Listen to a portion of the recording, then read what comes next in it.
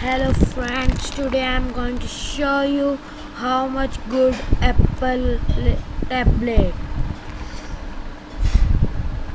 Hey guys, John B. My here name from is Phone, and you're Manav. watching our in-depth video comparison between the Apple iPad and new iPad 3rd Generation 1 versus the Samsung Galaxy Tab 10.1.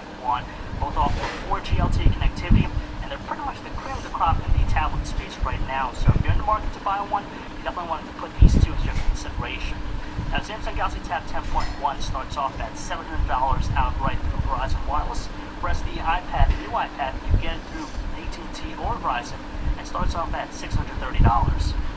As much as we adore the Samsung Galaxy Tab 10.1 being the thinner and more lightweight tablet between the two, it kind of lacks the premium feel the iPad's construction. It's because you have an all plastic body, but it doesn't fatigue our hands as quickly as the new iPad. But nevertheless, we like the overall styling of the iPad. It has a lot better industrial design. You have also premium choice materials, and for the price, you definitely get what it does. It feels a whole lot better than the Samsung Galaxy Tab 10.1.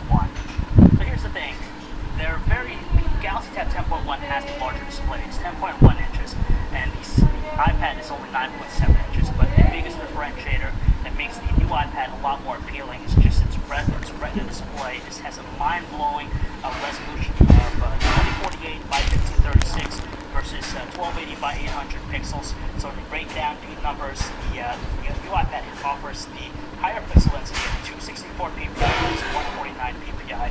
So it's undoubtedly sharper looking, and it's most evident in the web browser. When you look at it very close, it displays finer looking text, easier on the eyes to manage, especially in a zoomed out view. But they still offer all the local qualities of any tablet. You get some wide viewing angles, high contrast looks, and also was natural looking colors. Though with the new iPad, it's able to capture attention even more, just because its color tones are a little bit more saturated thanks to its warmer tones. Not surprisingly, both tablets offer front-facing cameras, but the Samsung Galaxy Tab 10.1 has the higher count. It's a 2-megapixel one versus the VGA camera on the new iPad. So we like the extremely responsive feel of both tablets' dedicated buttons, but with the new iPad, it's just raised more, so it's easier to feel out with our fingers. When it comes to power and data connectivity, both rely on 30-pin proprietary connection ports. The new iPad only has a single speaker, whereas the Samsung Galaxy Tab 10.1 offers 2 speakers left and right.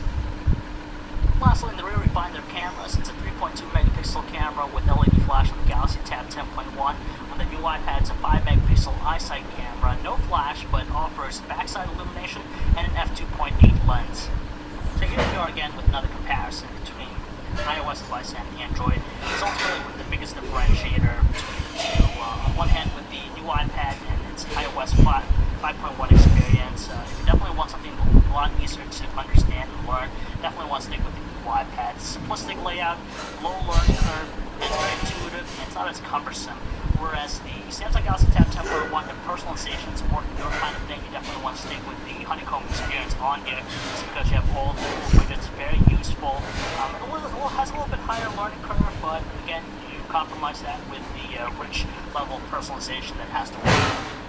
We can talk about numbers and figures in terms of raw processing power with both tablets, but honestly, it just comes down to real world use. That's ultimately what's going to matter the most, and it's quite evident that the new iPad is the more responsive tablet between the two, just because there are some evidence of slowdown and lag, some jerkiness with the Samsung Galaxy Tab 10.1, even with other things such as pinch gestures in the gallery. It just seems like the new iPad is a lot more fluid with its nature, and it's a consistent thing. It rarely slows down or has any choppiness with its movements, and it's quite arguably one of the fastest things out there. Typing messages up on either tablet is not a problem, just because they have the same performance. They have a responsiveness that's able to keep up with our fingers, and on top of that, very accurate and spacious as well. So whether it's the landscape or the portrait style options, both are more than adequate enough. And they have also the same feature in voice dictation. We truly adore that both tablets offer 4G LTE connectivity, so web pages like ours load up in no time at all. But between the two, you can tell with the performance that the Samsung Galaxy Tab 10.1 just has a little bit more choppiness with its performance, whereas the iPad has just very fluid nature. But we do gain the advantage of having flash support on the Galaxy Tab 10.1, so you do get that desktop-like experience. But either way, both are wonderful. Between the two, we have to say that we prefer prefer the music interface on the Samsung Galaxy Tab 10.1 just because the iPad still resorts to using the same conventional looking player. Nothing really fancy about it, but with the Galaxy Tab 10.1 you have this full 3D carousel, which gives it a little bit of visual appeal. But aside from that, in terms of the audio quality, they're relatively the same. Good strong volume output, they don't crack or lapse volume settings, and it's very pleasant to the ear. Up top we have the new iPad, at the bottom the Galaxy Tab 10.1, and honestly, when it comes to playing high definition videos, both tablets are wonderful for that. You can tell they're moving relatively smoothly with both, and even though the iPad has the higher resolution, unless you have videos that are scaled to that resolution, you're not going to really notice a whole lot difference, but we do notice that the color tones are again a little bit more warm and saturated on the new iPad, so it does come up to be a little bit more appealing to the eyes. On the top we have the image samples from the Apple iPad's 5 megapixel eyesight camera, and the bottom being the 3.2 megapixel samples from the Samsung Galaxy Tab 10.1. And honestly, the biggest differentiator is just the low lighting performance. That's where you see it the most between the two. The iPad just has better looking balanced tones. You can tell the color is a little bit more washed out. It has an overall greenish tone with the Samsung Galaxy Tab 10.1, also a lot more grainy looking. But for other things, just macro shots, they're both able to deliver some nice looking shots, but you can tell here that the Samsung Galaxy Tab 10.1 just overexposes some items where the iPad has a better job with its exposure, so it has very balanced tone look to it.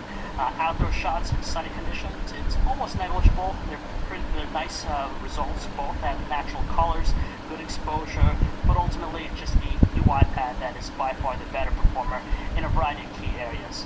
Furthermore, we definitely prefer the iPad versus the Samsung Galaxy Tab 10.1 in terms of video recording, just because it's higher, it's 1080p versus 720p at the Galaxy Tab 10.1, but easily the new iPad has the sharper looking visuals, more details. Both have really nice natural looking colors, but there's a little bit more artifacting going on with the Galaxy Tab 10.1. Ultimately, we just prefer the iPad on this one. If battery life is a concern too, you should have no problems whatsoever with both tablets. They're more than above average, better than other devices out there in the market. But it just seems like the new iPad just delivers a little bit more juice out of a full charge, but both are more than adequate for a normal day of usage. Even before looking at all the hardware and the pricing, you have to really think about the platform experience, because that's a key thing when you're trying to buy with either device. So if you want something that has a lot more personalization, by far the Samsung Galaxy Tab 10.1. If you want something that's more simplistic, easy to use, intuitive, then the iPad and its iOS experience. But we have to look at pricing again, because that ultimately will dictate a lot of things.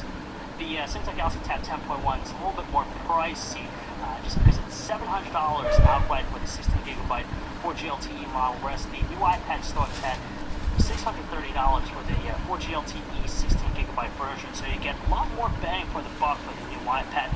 And ultimately, at that price point, combined with its neat hardware such as the Retina display, it also has better camera. It has better camera taking photos and videos. You can get a lot more value with the new iPads. And ultimately, this is going to be the benchmark device going forward for next year. So if you'd like to learn more about either device, you can check out our website, guys, phonearena.com. This is John B. Thanks for watching.